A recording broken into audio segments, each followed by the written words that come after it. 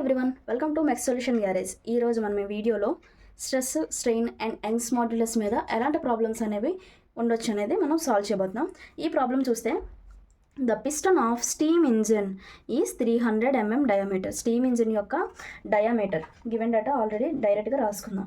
So diameter D is equal to 300 mm and piston rod is of 50 mm diameter. So piston diameter of piston is equal to 50 mm.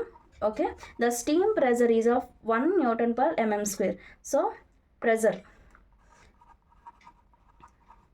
steam pressure is equal to 1 Newton per mm square. Find the stress in the piston rod and change in length in the piston rod. Okay na, stress and change in length adigaru and length of the piston rod 800 mm అడినారు and Young's modulus E is equal to 205 kilonewton per mm square.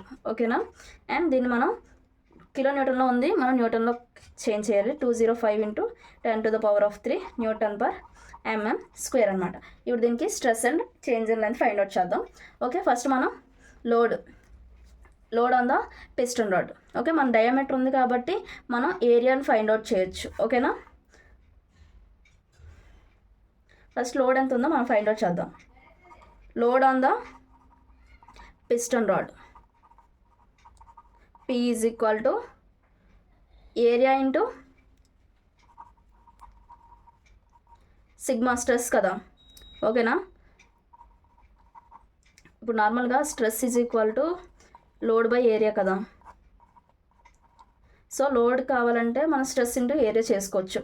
So area మనకి π/4 d² కదా, and stress అంటే ఎంత ప్రెజరే కదా మనకి. ఇక్కడ ప్రెజర్లో in terms of ప్రెజర్లో ఇచ్చే stress అనేది. సో ప్రెజర్ P అని రాసుకుంటున్నాను. సో ఈ వాల్యూస్ అనేవి నేను సబ్స్టిట్యూట్ చేస్తాను. D ఎంత వచ్చింది, 300 కదా diameter of the steam engine. So నేను అదే వేస్తున్నాను, హోల్ స్క్వేర్ ఇంటూ 1 అనమాట. దీని వాల్యూ క్యాషువల్ కాల్కులేట్ చేస్తే 70685.835 న్యూటన్స్ అనమాట.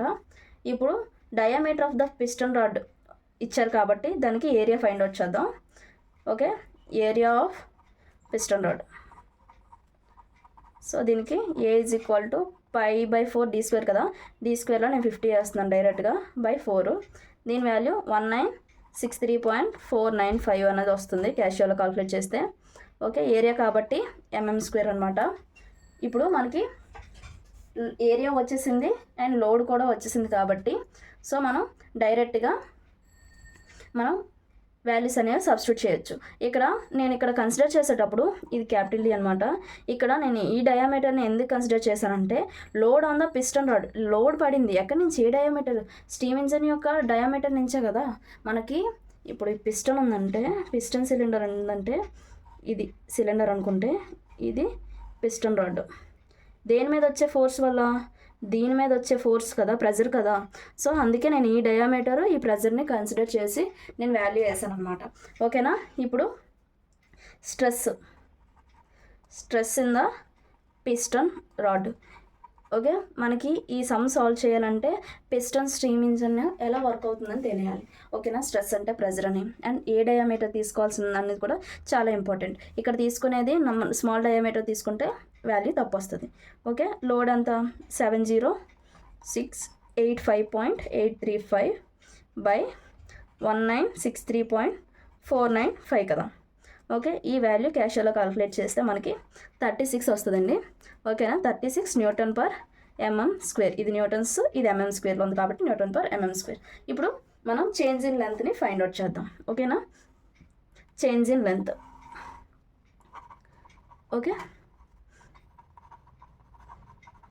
చేంజ్ ఇన్ లెంత్ అంటే ఇప్పుడు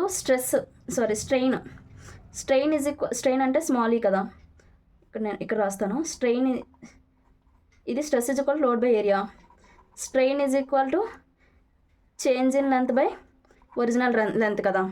ఇప్పుడు నార్మల్గా మనకి ఈ సమ్లోని స్ట్రెయిన్ వాల్యూ తెలీదు అండ్ ఒక L వాల్యూ తెలుసు, చేంజ్ ఇన్ లెంత్ కూడా తెలీదు. సో మనం డైరెక్ట్గా ఈ స్ట్రెయిన్ ఫార్ములా యూజ్ చేసి మనం చేయలేము, కానీ మనం యంగ్స్ మాడ్యులస్ తెలుసు. So Young's modulus is equal to stress by strain. ఓకేనా, మనకి స్ట్రెస్ వాల్యూ తెలుసు. ఓకేనా, ఓకే. ఇది స్ట్రెస్ అంటే 36 కదా, సో 36 వేసాను. స్ట్రెయిన్ అంటే change in length by original length కదా, సో ఇది కింద ఉన్నది ఇటు సైడ్ ఇక్కడ మల్టిపుల్ అవుతుంది. So 36 into length by change in length వేసాను. సో ఇక్కడ మనం రాసుకుందాం, ఈ is equal to 36 into length మనకు ఆల్రెడీ 800 ఇచ్చారు. సో 800 నేను ప్లేస్ చేశాను. ఇక్కడ చేంజ్ ఇన్ లెంత్ ఉంది. ఓకేనా, ఈ చేంజ్ ఇన్ లెంత్ ఇటు తీసుకొచ్చి యంగ్స్ మాడ్యులస్ని ఇటు తీసుకొస్తాను. So change in length is equal to 36 into 800 divided by 205 into 10⁻³ అనమాట. ఈ వాల్యూ క్యాషియోలో క్యాలిక్యులేట్ చేస్తే మనకి 0.1405 అనేది వచ్చింది. సో లెంత్ కాబట్టి ఎంఎం అనమాట. ఓకేనా, చాలా సింపుల్ అనమాట. కొంచెం ట్రిక్కీగా ఆలోచిస్తే ఈజీగా వచ్చేస్తుంది. మనం స్ట్రెస్ బై స్ట్రెయిన్ వేస్తే మనకి వాల్యూ వస్తుంది. ఓకేనా, change in length by original length వేస్తే మనకు ఆన్సర్ అనేది రాదు. ఓకేనా, ఈ వీడియో కానీ మీకు నచ్చినట్టయితే లైక్ చేయండి, షేర్ చేయండి, సబ్స్క్రైబ్ చేయండి. Thank you from mech solution garage.